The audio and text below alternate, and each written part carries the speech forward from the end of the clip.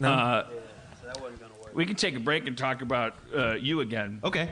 Now that there's heightened interest in you. Is there? Is that what happened? It's not some skills. I think, or like, yeah. So now we're at the point in your life you're being raised by your grandparents. Oh shit. Okay. Oh, what? No, I forgot that we were talking about the past. Yeah. Like, there's a point. So where are you? You're not like a 6-year-old on the playground that's into hip hop, are you? No, I was into. I mean, this is the thing. Like, where I grew up and when I grew up, rap was just there. Like, rap was there. Like, my older sister, my first rap I heard, I got in my mom's car, and she was playing fucking Eazy-E's first album. It was fucking 1987. Oh, yeah. You know what I mean? That's when I was in high school. The suspense was making me sick, so I opened her up, and the bitch had a dick. I heard that in my mom's car when I was 6, and I was like, oh my God, all these curse words, this is fucking great. But that was just what was all around me. So, like, I mean, at least at that point in my life, I wasn't like, oh God, rap is awesome, because it was just life. And so I actually escaped into like rock music and shit that I was seeing on MTV. Did you associate rap at that age? You were kind of like, this is like almost like maybe what I associated country western with is like, this is my parents' music, this is grown-up shit. This is like, so did you reject it, kind of, is what It you're wasn't saying? so much that I rejected it. It was just like the soundtrack of my surroundings. What was the first record or rap group that you got into? Like, was that your own discovery, that your own shit? Tribe Called Quest. Oh yeah. So all of that shit, like all of the De La Soul, Tribe Called Quest, the Brand Nubian. I was really bummed out when Phife died, man. Yeah, man. I didn't realize until I read an article at De La Soul, because I was always like, what? Why wasn't De La Soul's fire? Why didn't it burn everything down? And it was like there was sampling legislation that happened that I had no idea had anything to do with it. Yeah. That a lot of their sound was like very, very. And they were part of the original lawsuits that changed hip hop forever. Yeah. Like they were sampling like the Turtles and just interludes and shit. But there were no standing laws or no history for how you go about punishing that. And so the copyright law for hip hop started with them and started with Biz Markie, and then it became like illegal to the point where the record labels and the guys who own those masters could sue for the amount of money that would just kill a whole project. It could kill a whole label. It could put everybody in a bankruptcy, and it changed hip hop forever. That's why hip hop can't sound like it used to. Like the records that I grew up loving are all illegal right now. You can't make any of those.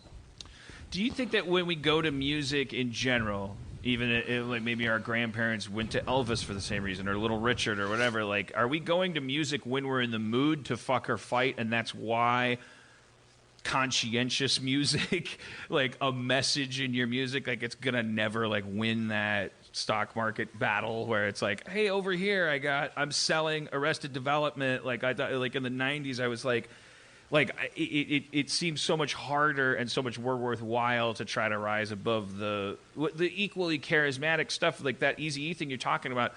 I remember the white guys in the locker room, just like everyone knew it by like syllable, like everyone had it memorized, and it had infected everybody, I guess, because it was just for the same reason that who knows, like what I'm doing the twist or whatever the fuck, like it's always been it's the same as rock and roll. It's like, oh, they're talking about fucking, and they're talking about anger, they're talking about something my parents don't like, and this is finally authentic, and it's been too inauthentic, and now it's authentic. But the problem is that authenticity never goes hand in hand with like. Is this a question, Dan? Is what you're wondering? No. I think it makes perfect sense. Authenticity doesn't go hand in hand with like, oh, here's an idea. Authenticity tends to go hand in hand with, I want to smash someone in the face.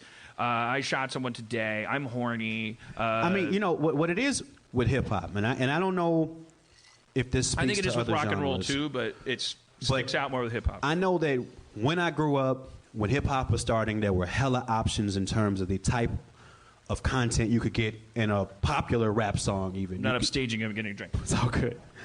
You could have NWA, and you can have Public Enemy, and all of that was able to exist in the same space. What I think happened with rap music is that ultimately the rap music that aligns more with like our overarching cultural values it becomes easier for that to spread than things that are talking about going against that. Do you think part of it is because if guys are rapping about being poor and how they'll always be poor and how being poor makes them angry and how the kind of lower class lifestyle being maybe not necessarily applauded by the protagonist in the music, but certainly being coped with, being celebrated? Do you think that maybe part of it is because that's easy to digest for everybody, including people who can stay racist and like good music? Right, but what I'm saying specifically about rap music, like, because if you look at like Dr. Dre's The Chronic album, and that album changed like everything, because it was one of the first times where a high-profile rap release was overtly about like fucking and money and, like you said, shit that people could identify with, no matter if they liked or identified with the people making it or not. Right. They could identify with those values. Like, those are cultural values overall. Right. And I feel like once people are able to dial into that, then that shows the mode of hip-hop that was able to become more dominant. Right. You know, because it it's cuts almost like across. we're talking about there's two different areas here, and I'm because it's like the thing that I always hear over and over about that historical era of hip hop was like, oh, well, the white people flooded in, like the suburban white kids that don't, it's not identifiable, but it's still charismatic. Well, the music was good because I was a suburban, I still am a suburban white kid, like EPMD, Eric B. and Rakim, NWA. Too Short, like all like the West Coast stuff. Like, we all listened to it because the music was good. Like, the quality was really good. The production values were really good, and their records were actual albums. Like the whole record said something. It wasn't just a bunch of bullshit. And rock and roll wasn't doing it then. Like, the rock and roll had kind of gone away. So we rejoin Open Mike Eagle's biopic. You're hearing Tribe Called Quest the first time. So, and we're still, as far as I know, because I want to hear the point where you actually are seduced by hip-hop. Okay, that's high school for me, because I first identified with, like, Tribe Called Quest, Bonita Applebum, like, and I'm seeing images of people, of, like, black people who, like, are cool, but they're not, like, I'm trying to be hard cool. Yeah. They're like, it's okay for me to be unique. It's okay for me to rock these weird Afrocentric baggy, and I wasn't able to do that either. But I saw, like, self-confident people who weren't, like, trying to portray, like, the hardest image. Mm-hmm. And to me, that created a space like, oh, wait a minute, there's room for me in this culture too, because I wasn't reflecting those other values either. So that was the first thing. And then in Chicago on the South Side in high school, there was this place called Promontory Point. It was this park district where they had this, like, city-sanctioned breakdancing class.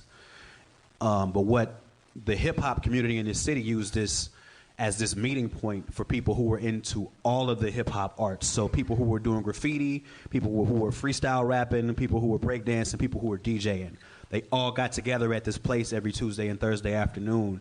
And, like, that just flick something in my head, like, oh, wait a minute, like, this is not just some shit to listen to, it's some shit you can actually do. Right. And, like, taking that layer of distance away from it and making it something that I had an entry or access point into. Maybe intellectualizing it.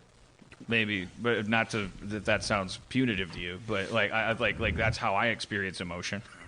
So I need to logically realize that it's the right thing to do, that it makes sense to do it, that it's strategically, that it doesn't compromise me, that it doesn't take anything away from me, that it's a proper way for me to. It's like, oh, hugging my girlfriend is a way to maintain that. Like, I'm just wondering, maybe if you're a verbal thinker, if you're a logical thinker, you grow up in that atmosphere, and you're like. Then in that moment, you're like, wait a minute.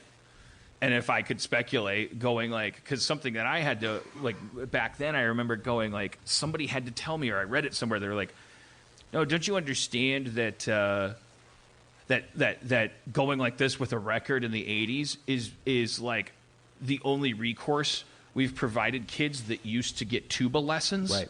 Exactly. and that all of the sampling and everything, beatboxing, rapping itself, everything, all of it is.